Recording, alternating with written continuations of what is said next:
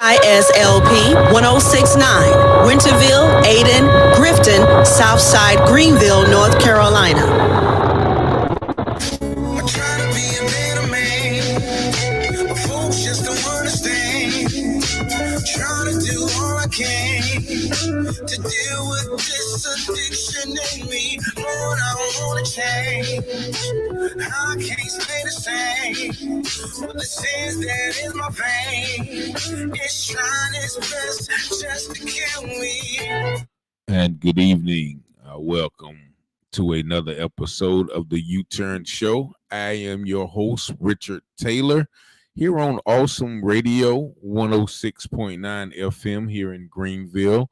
Also, you can check us out at WLYT 100.3 in Rocky Mount as well. If you have not already been to our website, please go to the website, which is www.wbis.awesomeradio.org, where you can download all of our apps on the Google Play Store, the Alexa, and also the Apple Store, as well as you can check us out on Roku TV. That's right, we have a Roku TV channel, so you can check out not only the U-Turn Show, but all of our various other shows there on that channel, as well as the local GPAT 23 station here in Greenville.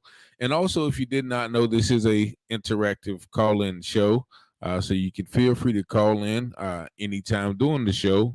The number is 252-756-2008. I definitely want to say thank God for allowing us to be here another week, keeping us safely. Thank all of our radio listening audience, but also our Facebook and YouTube audience for tuning in every week. And this week, I have a special guest, a fellow Awesome Radio associate as well, Miss Sharice Jackson Boyd on air. How are you doing? I'm well. How are you?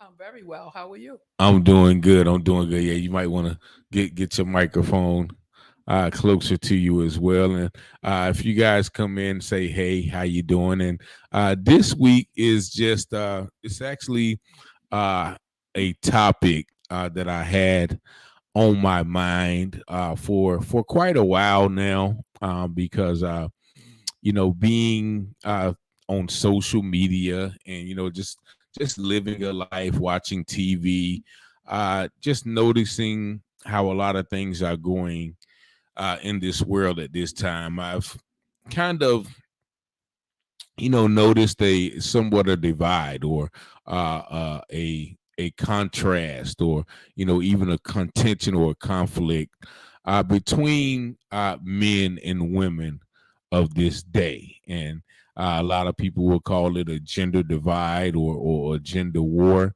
But what I see is just, two groups of people with different experiences at different times in their lives, which actually influences their mindset towards the pharaoh or the opposite sex. Now, just an example, and Sharice, you can comment on this if you are in agreement. I always hear, some things like, oh, well, men aren't this, or men aren't that, or all men are this, or all men are that, or, well, you know how men are this, that, and the other. Or you say, well, women are this, or, women are that. Well, women are never satisfied, or this, that, and the other. Or, so you always hear those cliches, which further divides two groups of people who are, as the Bible said, was supposed to be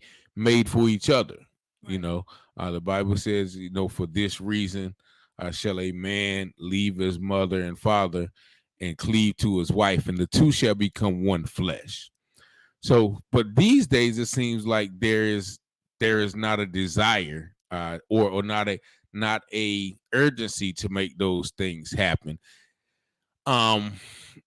According to the Bible ways. Do you see that, or am I far off in that regard? You're actually not far off. How's my mic? You're not far off. I agree with your statement, and I actually agree with your topic. It's unfortunate that in today's times we do not appear to be aligned with the Word of God. So you are not off track. Okay. And I just it's been something, and I think your mic should be on because it's just you're muted on the thing. I'm not. I took myself off manually. You took yourself off mute. Yes. Okay. Well, I think you should be. Testing, Yeah. testing. If y'all could hear my guest, please let us know in the comment section. I'm pretty sure. I think you should be heard because I have your microphones. That is mic number 4, correct? Yes, and the lights light up when I speak, but look how low they light. Okay. So yeah. Yes. So maybe that's Yes. what that might be it right there. She's very low. She said so. I don't know why. I can you're test so myself low. now. The mic. The lights are still a little low. Uh-huh. Yours is perfect, but we can go on. I can hear her. So someone said thank you so much. Thank We you, can hear her. Toya. Maybe just speak a little bit louder in the mic. How you doing, Toya and Hi, Tiffany? How about Um, now? Yeah. And just one thing that had me once again just sort of disturbed about this topic was it was a while ago when I had a young lady tell me that she was afraid of black men now, and it was disturbing because of course she was black, but also it disturbed me because I was a black man, and she went on to tell me, I guess, certain experiences that she had, and why she felt that way. But on the other hand, I thought about my particular situation. Now, if I was to take that stance, then for all intents and purposes, then I should be afraid of black women too. And the reason I say that because from my own experiences, I have been shot by a woman, I have been stabbed by a woman, I have been cut by a woman, I have been assaulted by a woman, I have been falsely accused of kidnapping by a woman. Stop right there, sir. Uh-huh. So you've accentuated all the negative that you've interacted with women. Now let's hear the positive interactions that you've had with the woman. Yeah, and that's what I was getting to. That's what I was going to get to. Okay. But I wanted to run those down just to make this point. Whereas if I was to focus on all of the negative that I had with those women, then I would also take out my responsibility towards those women that I choose to chose. Now, and why I say that is because I chose the low hanging fruit. I chose the women who were on drugs and on alcohol with me. I chose the women who only wanted me because I had, drug money, or I had, the nice car and things like that. So if it was not for my own choices in those women, then I wouldn't have had to undergo those things. I chose the woman who was, I knew she was emotionally scorned and things like that. So without me taking responsibility for my own choices in women, it would be disingenuous for me to say, oh well, all black women are this, or all black women are that, or I don't trust black women, because there were many great women that I chose not to pursue because I knew that they were going to require more of me than I was willing to give.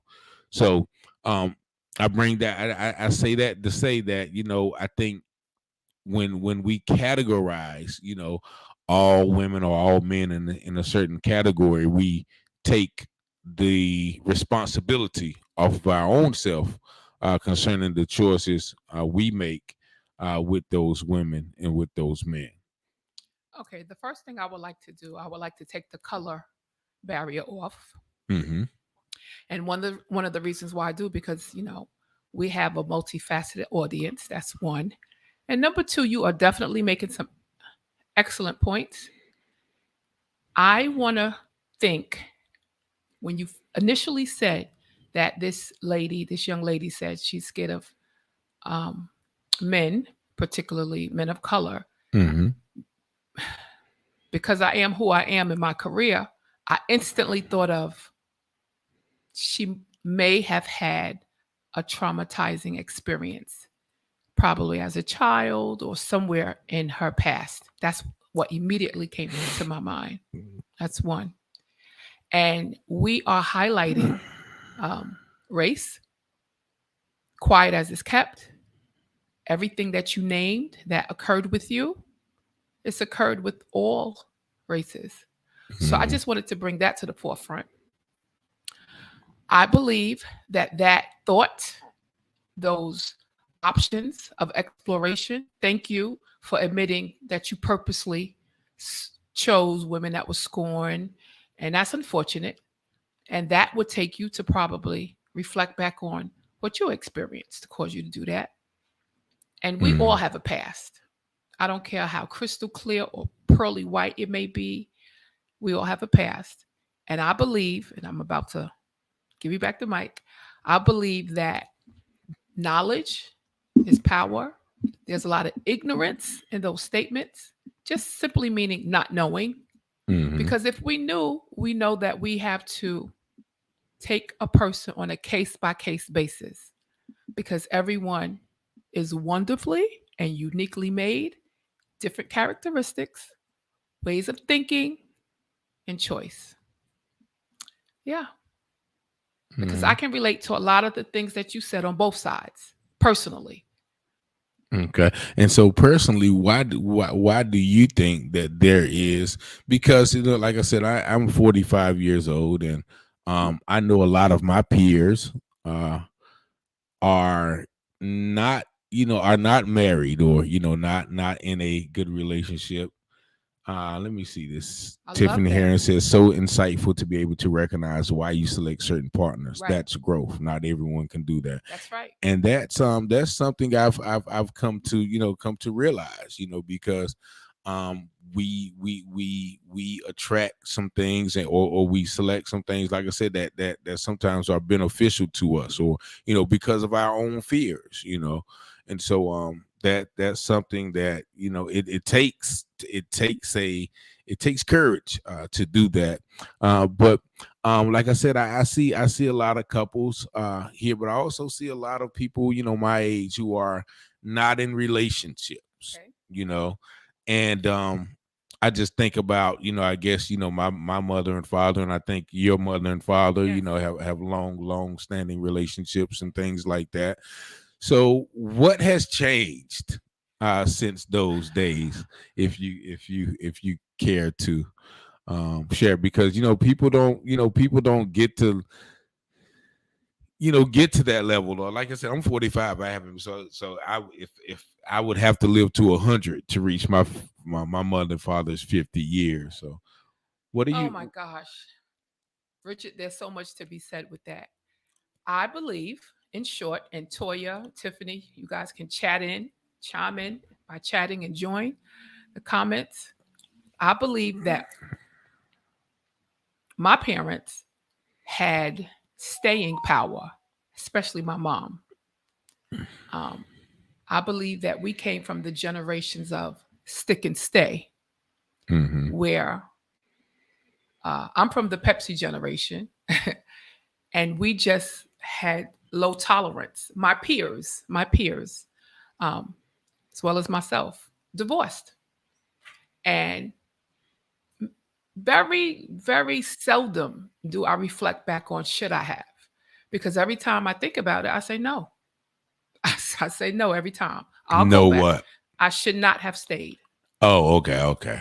In your own personal relationship. Yeah, because I am divorced, and many of my peers are divorced. Okay. And I am older than you. Okay. Like a little bit over a decade, just a little bit. Mm-hmm. And I don't believe that we have the patience to endure and stay. I know that some of our listeners, I happen to know them personally and met their parents, and they're staying. Now, everything wasn't peachy keen in my household. I don't know about Okay. you, sir. Okay. But I saw them being able to sustain. They sustained through it all. So now, do you think today there is a little, I guess, more options? Because with the social media thing, with the, with just the way the culture is today. Oh, there's plenty of fish in the sea, like you got the day like that's actually a day Well, to get plenty of are there plenty? plenty of fish in this. Ladies, are there plenty of fish? Because I work in the prison sector, Uh-huh. and uh, most of my career I worked in male prisons. Okay. They're in there. They're in there. Then all the good men are. I don't know if they're good. They're just in there. And we have some comments there. And there are a lot of men that are my peers, and they don't choose to be with the opposite sex. Uh-huh. So there's a loss there. Okay. There's a loss with incarceration. There's a loss with murder, killings, and death. Mm-hmm. Large amount, my peers. So how where are the plenty of fish audience? Chime in. Where are the plenty of fish? Because I would love to be wrong. Uh-huh. Back to you. Well, there's a and I go to this comment real quick before you continue. Tiffany says both people have to want it. One person walks away, it's over. It takes true commitment from both people as well. And Toya says you want to make sure you meet someone that's compatible and supportive. That's both true. Because like I said, everybody in these days in this independence age, a lot of people are all about their own their own purpose and goals. My father Roger Taylor says Christ is a sustainer, and definitely I believe that as well. They're going on 50 years this year, and that's one thing that once again I just look at as an example. But as far as like I said, the selection that's out there, and I think a lot of times we base our qualifications on things that are not the best things to base those qualifications on. Like I think that a lot of times, and I've heard a lot of women mention, okay, well, what does he do, or what does how much money does he make, or things like that as a major qualifier, which that thing is definitely, I think, is important. But what about, is he loyal, is he honest, is he careful, is he a protector, is he good with the money that he makes? There's a lot of various factors. I think there was a lady that just went viral. I think her name was Ebony Williams, and she was on Iyanla. Yeah. So she asked the lady, she said, well, would you date a bus driver? And the lady said, well, only if he owns the bus. Again, I go back to I don't want to say the word, but ignorance, you said? Yeah. I mean, that's so superficial. Yeah. So I listened to you. I see Tiffany wrote, Toya has something, but I want to focus on Tiffany. She said, I've met a lot of good people for me. Okay. She said, for me, it came down to compatibility. Now, baptized believers, listening audience, of course, I went into it with both eyes open, wanting it to be compatible. And I felt we were compatible. Mm-hmm. And I would love to hear from the man of God, Mr. Rogers, on this one. People do change. Okay. Now, I see the two ladies that are commenting. I'm not sure your current status now. I know one of your statuses, but people change. Even me. People outgrow people. Okay. How you feel about that, Taylor? I've actually had that question a lot. Like, I used to be in telemarketing. Everyone who I came across who was married or divorced, I would actually ask, what is sustaining you, or what was the problem, what was the issue. And a lot of times they used to say, I grew apart. And that sounds so cliche, It does.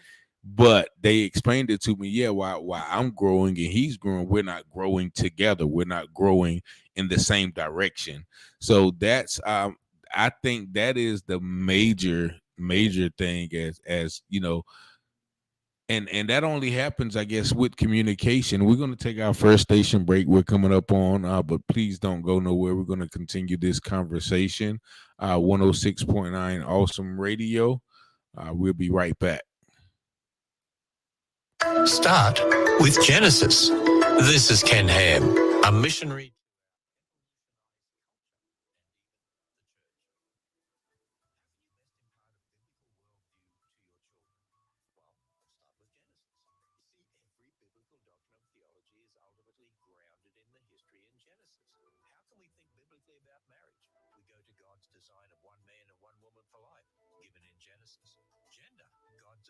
As male and female, also given in Genesis. The sanctity of life, God's creation of us in his image, given in Genesis. Racism, we're all one race, as described in Genesis. Genesis is foundational, and our children need to understand it. Our Christian thinking comes from the true history given by God. Discover more about biblical worldview teaching when you visit us at AnswersRadio.com and enjoy many other programs like this one, or view a free transcript at AnswersRadio.com. Discipline is an expression of love. Dr. Gary Chapman with a Love Language Minute.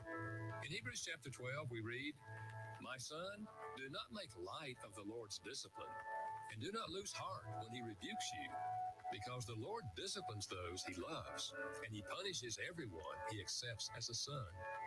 Why does God discipline us? Because he loves us. He wants to turn us from a pathway of destruction.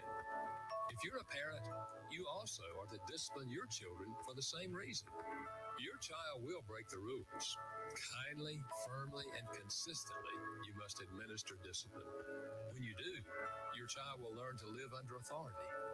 When your child respects your authority, they are more likely to come to respect God's authority. What could be more important? Dr. Gary Chapman is the author of The 5 Love Languages. For more, visit 5lovelanguages.com.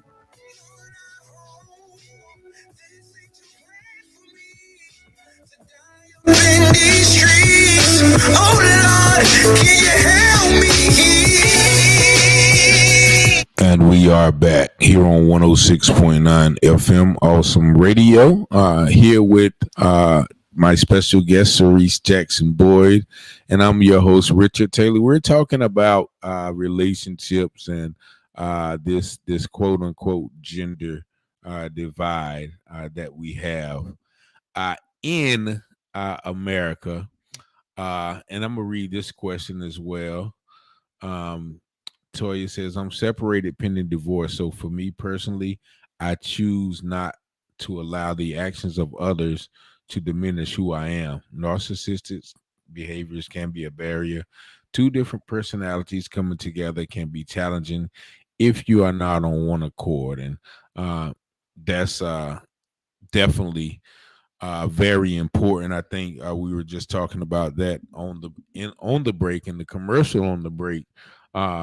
Just talking about marriage being ordained by God, and it being a two believers would have a better shot.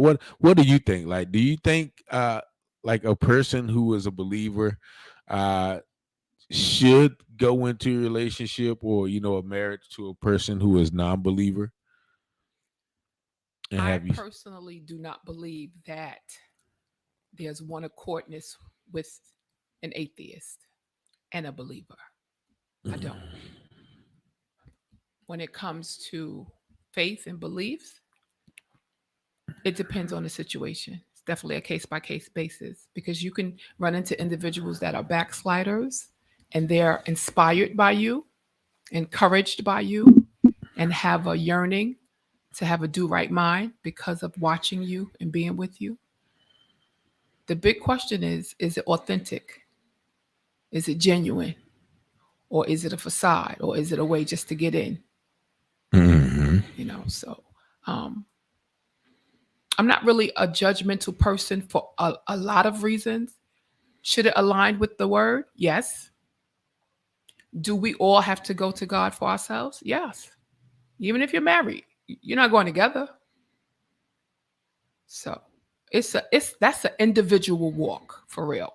Okay. So now what role does society play in this? Because like I said, I think there's statistics that show, I think it's about 70% of children these days are born out of wedlock, which is, which tells you, okay, there's not a lot of people getting married before they have children, maybe afterwards, I don't know. But also you have shows like, Desperate Housewife or Cheaters or Wife Swap or, Real Housewives. All of these shows that promote, promiscuity, promote freedom, promote, I guess, open relationships and things like that.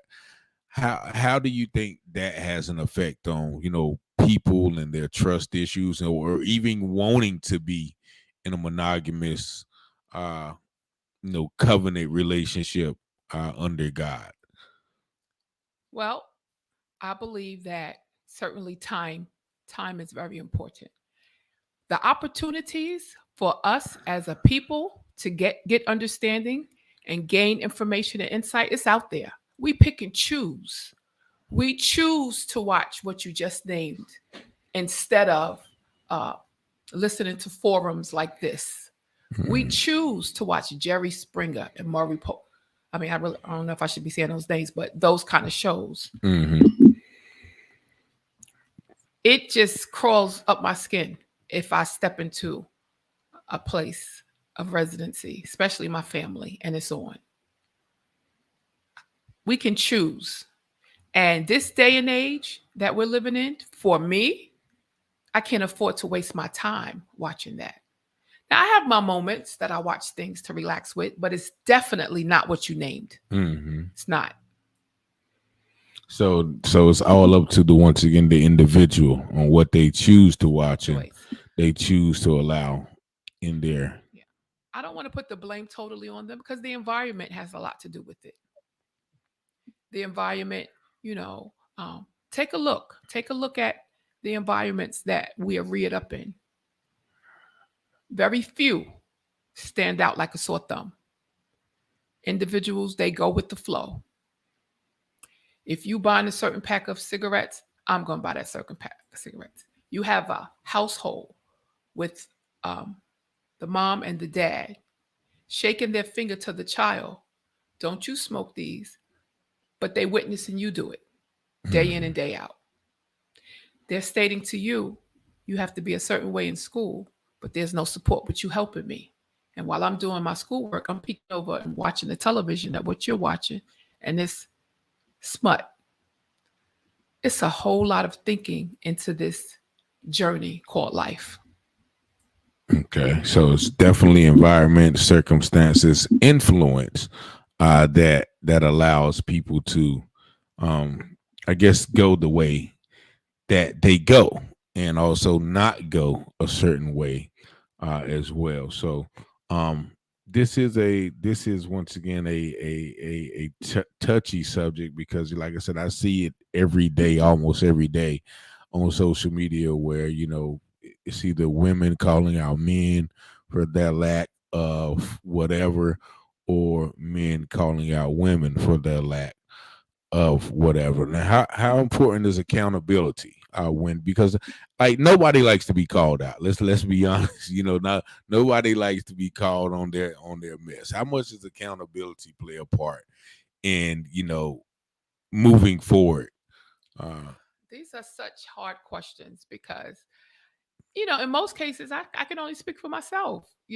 And contrary to what you said, I like when you call me out. Oh yeah, because I want to do right. Now, I'm going to evaluate what you say. I'm going to see if it makes sense. All right, let's take this last station break. We're going to be right back. 106.9 Awesome Radio. Hold that thought. We're going to be right back with you. What do we need to do to set up a benevolence fund in our ministry? Tough questions, reliable answers. That's The Legal Alert with attorney David Gibbs Jr. of the Christian Law Association. Martha was the financial secretary for a church in Arizona. This church had a heart to help people who had fallen on hard times, such as the family in their community who lost their house in a tragic fire. Not being completely clear about the technicalities, what could they do? What did the law say? Martha called the Christian Law Association. Our attorneys explained the importance of establishing written policies on how the church could decide whom to help and how to give help. Further, we explained proper record keeping, several other details. If you have any questions about establishing a church or ministry benevolence fund, please call us at the Christian Law Association.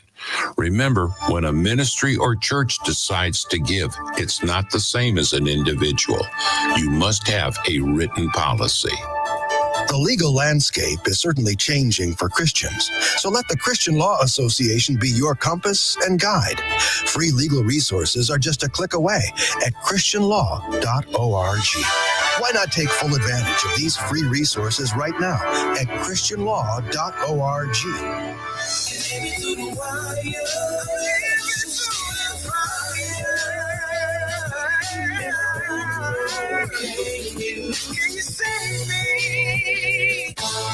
It was an accident. I promise you it was. I'm Lena Ebujamra, and this is Today's Single Christian. My 5-year-old nephew Sam came over for dinner. After watching him trying to cut his steak, I stepped in. I didn't want him to cut himself, but his hand got in the way, and next thing you know, he looked at me with big eyes and said, "You cut me! You just cut me!" By God's grace, it turned out to be just a hairline laceration, but he wouldn't let it go. He couldn't let it go. No matter how many times I said I was sorry, and even after I cleaned his wound and put a Band-Aid on it. Isn't it the same in our grown-up relationships? No matter what we say, sometimes it's just hard to find the forgiveness we long for. But ours is to simply tend the wound and keep on treating others in love. Eventually, Sam did forget about his wound, and by bedtime, he was ready to give me a big hug again, reminding me that sooner or later, love really does win. For more, visit todaysinglechristian.com. And we are back here on 106.9 Awesome Radio. And I am your host, Richard Taylor, here with Sharice Boyd Jackson, and we're discussing our relationships and gender divide. Now, when we left, you were talking about accountability. Yeah, I was stating that that's a hard question for me to answer because I can only speak for myself. And I actually do like to be corrected or, give me corrective criticism. I will align it. To see if it's making sense, see if it aligns with the word. And I believe that we should talk about it. I'm such a cool woman, such a cool woman of God. So cool. So go ahead. No, I'm good. Nah, so because I've heard, I don't know if it's true. Once again, I've heard that there's a lot of women who refuse to take accountability. Is that something that you have seen? Yes. And if so, why? Why is that? And once again, I know you can't speak for everybody, but why do you think that is? Sometimes I found it to be that they didn't want to face the facts of that situation. They didn't want to acknowledge that what was being pointed out to them was real, and it didn't jive, it didn't blend, it didn't balance their lifestyle. I've seen that with myself. Okay. And what I did, going back to focusing on me, I would rationalize with the thought and say, but God said in his word that that none would perish, and that all, and I was queen save everybody. Okay. I was queen nurture everybody. Queen mold them. And as a result, I'm at this place in my life that I'm presently at. Divorced, coming out of a 4-year companionship. Mm-hmm. And I'm actually happy, like I've always been through all of what I just shared with you guys. because God is my center. He's my everything. Because this is the reality, Richard. Nothing's guaranteed in this world. Nothing. Only Christ. That's it. Relationships aren't guaranteed. Right? Our life is not. It's just not. So when I think that way, I just enjoy my journey. Do I have moments? Absolutely. But my late bishop preached a sermon that I echo quite often. And it simply was topicked, God blesses the busy. And I stay busy. I stay busy for the cause of Christ, for human mankind. And maybe that's a way for me to stay out of mischief and stay out of having an idle mind. Mm-hmm. Yeah. Can you relate to that? Yeah, definitely. Yeah. I was just thinking about God blesses the He does. busy. God blesses the busy. Yeah, so it's definitely I guess, you know, and when you put it like that, I think you would go back to what was her name? Ruth. Yes, I think yes. Ruth. I always Was it you know, Naomi? she was busy. Like she went out and gleaned the fields and everything, and eventually she caught her Boaz. Now I always hear a lot of women, you know, especially women of God, talking about finding their Boaz, right? Yeah. Have you heard you hear that? But very rarely do I hear about them going and laying at Boaz's feet. Because his feet stink. I need to Toya, I hope you laughing. yeah, but you know, like there's she's like, yeah, but yeah, so there's a you know, once again the standard of, okay, well, you know, we want this good man, but are we willing to, you know, take the position of, you know, of what it takes to get that Boaz or that good man? Because once again, society doesn't promote women to be and for lack of a better word, I'll say submissive, even though that word has like a negative connotation in some regards. But society doesn't promote women to be traditional women, I would say. I believe that a woman would not have a problem with it. Let's face it, Richard, and I want you to respond with honesty. Okay. Our men, okay, you have a past too. Like uh-huh. A lot of men, not every man. Okay. A lot of men just come with nothing. Mm-hmm. I'm not so much into the materialistic. I can rock with it. I can do it. I know how to do it. But my mom taught me how to be independent. So I can pay my own bills. I can do all that. What are you bringing me? You bringing me an intellectual conversation? Are you bringing me a spiritual conversation that stimulates me?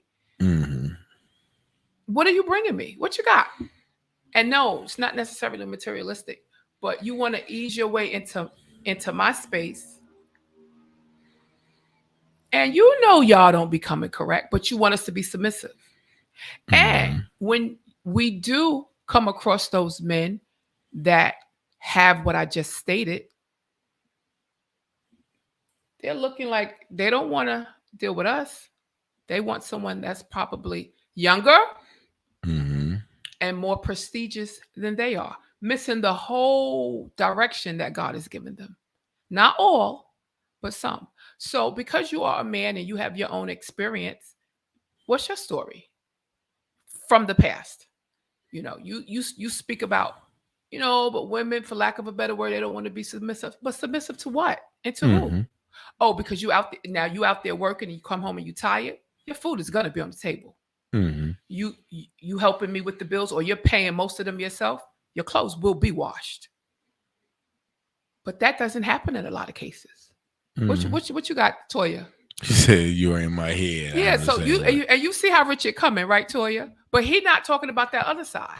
Yeah, I mean, like, so it's all of those things. Once again, like it's all relative to the situation, you know. Like it doesn't, you know, all the cooking and cleaning. Like I do that myself. Like I said, I've been doing this for 45 years by myself. So all of those things would be nice to have.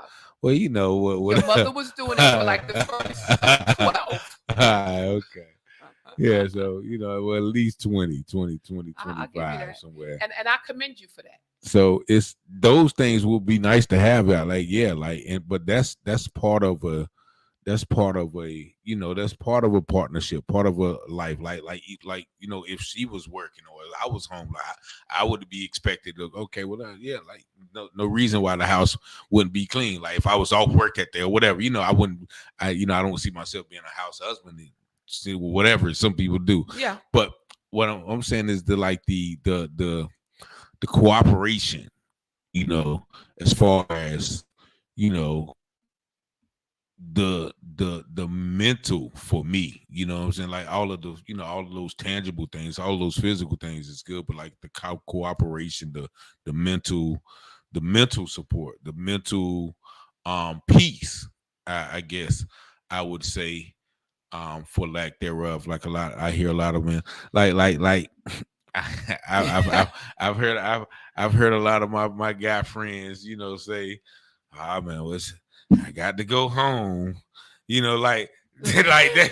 I don't want to be, man. Like, what do you mean? I would. Oh Lord, I gotta go home to my wife. What do you mean? Like that's like they dreading going home. So that's something that I don't want to experience. Like I want it to be a good situation. Like it's almost like when they go home, they know they got a fuss, or they know something's going to be wrong, or they know they're not going to get any peace. And so that's probably the most important aspect of me, wanting, that significant other. Like I would want peace. I wouldn't want to come home and be like, oh Lord, okay, wonder what I'm going to have to deal with now. Right. Which I've heard, once again, these are probably not the kind of women that, you want. And I'm probably sure you heard, oh, I need a man who can handle me, or I need a man who can, and I've heard, I don't know if you heard, I need a man who can, like, but no man, why should I have to be, put on, like, after I've come home and fought the whole world today, now let me come home and put you in check too, because that's not attractive. Well, that's not enticing, if that makes any sense. Okay. Well received, everything you say. I would like for you to share with the listening viewers, those that are watching. Tell me good things. Give me some positives. Oh, okay. Well, like I said, positives are, once again, support. Support in what you have doing, what you're doing, supporting if I'm doing something or have a project or a passion. Hey, I know this person that can help you. I know this person. I've experienced that. Once again, the course, like I said, the cooking, the provisions, the nurturing, I've experienced that as well. Okay, so you have. Yeah, let's say, and I'm not speaking of absolutes, and I'm not speaking, upon my situation or situations in general. So with those positives, were you at a level, and Toya, I see you, were you at a level where you were in a place where you saw the maturity and you making that decision to want to commit to this woman pleasing in God's sight? Yeah, and a lot of times, no, I wouldn't say that I was. Okay. I would say that I was, and once again, and I'm I guess man up to say that it was because of my own past inhibitions or indiscretions. Okay, can I really trust this person, or what's going to happen when I do commit and then things flip? I'm not, so I'm not going to give you. You went to the positive and you just went right back. Yeah. But once again, that's how it really was. That's because of my own, once again, my own, I guess, experiences. And once again, maybe that shouldn't be, maybe that's something I still need to heal on in order to move forward in that regard, because I don't want to, have this nice, wonderful, positive person and provide, and then I'd be like, nah, because I don't fully trust you. And then once again, I can project those things on the individual that are not necessarily so. So yeah, I think, you know, I once again, like I've told you at the beginning, when I probably a lot of beautiful women, good women that I probably pushed away for a lack of, you know, for lack of being ready, lack of being healed, you know, my own paranoia, things like that. Yeah. I appreciate your honesty. I think that speaks volumes about you. As Tiffany has stated, you know, not many men will do that. And it's unfortunate. Toya says, absolutely 100%. If you don't have peace at home, where can you go? Your spouse supposed to bring peace to your life. And, you know, it's funny, Toya, everyone that's chiming in either now or later, Richard, I have a great group of men in my life that are like brothers to me, you included. Mm-hmm. And it's interesting because it's always my brotherly male friends that speak like you. Now, I don't feel that I've came together with men that didn't come correct. They did. I don't even give space if you're not coming correct. And you are not able to talk to me about nonsense. And people are, I'm like, there's no way that we can have a conversation if that's your opening. Mm-hmm. So when it comes to me, your opening has to be something along the lines of something of substance. Okay. Yeah. I see Tiffany wrote a little something. What's Yeah, that about? I was looking at, but it may not always be paranoia. You have to follow your gut. God has set the stage. You don't meet people every day. No partner is worth your peace. It's all timing. When the right one shows himself, herself, you just know. Okay. Says the drop dead gorgeous Tiffany, who turns heads everywhere she goes. She is happily married. So I get that. And I think that let me fix that. We should not shortchange ourselves. So as my brother, mm-hmm. you know, you're my brother. And I think that you are a diamond. I think that a woman should recognize all the good in you. Reason, you're very transparent. You wrote books about your life. So mm-hmm. there should be no paranoia. You put it all out there. Definitely. That's to be well respected. My ex-husband, and my long-term situation, they put it out there from the gate. I like that. Don't come lying to me, putting on a facade. Tell me the truth. This is what it is. This is the situation I'm in. This is what I'm dealing with. Ladies and gentlemen, you have to respect honesty. Point blank, period. That's it. You have to respect an individual's honesty. So Toya said, yes, Tiffany, yes. And Tiffany said, she said she dated a lot of fools. You've told me, and I didn't want to put that out there, but yeah, we all have, because, you know, Richard, good guy, good looking guy, good head on your shoulders. I didn't know you in your past. I just read about it in your books. And you've moved from that. I'm very proud of you. And then I look at myself. I'm kind of about it. But what are we gonna do, ladies and gentlemen? It's just, I don't know. But I'm content, because I do believe that God is at the forefront of our journeys and our walk. I do. Yeah, definitely. And that's that when she said God has set the stage. So it's I guess once again a patience and also a preparation to be thank you, Toya. Thank you.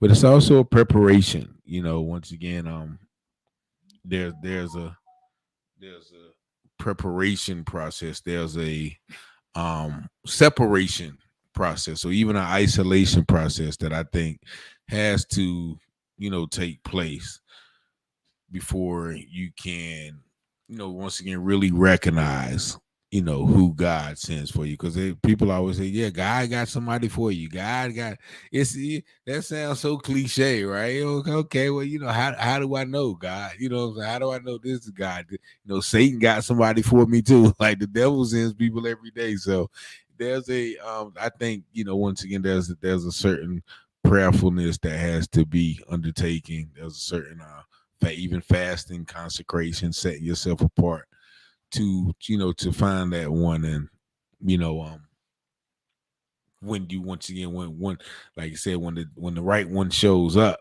then you just know, you know. So I would hope to, you know, be in that know or whatever. You will. But you will. Yeah, so we have about 2 minutes left. Is anything else you want to share with the audience before we log off on the air? No, I just believe that just keep doing what you're doing, and whatever's meant to be will be. Just stay focused. Stay focused and stay God-centered, and it'll just creep up on you.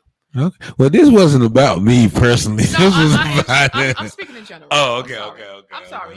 No, you said anything I want to say to them. Yeah, you're right. He guilty. Okay, he can talk about it. But yeah, there's definitely and I would advise everybody to just take your time.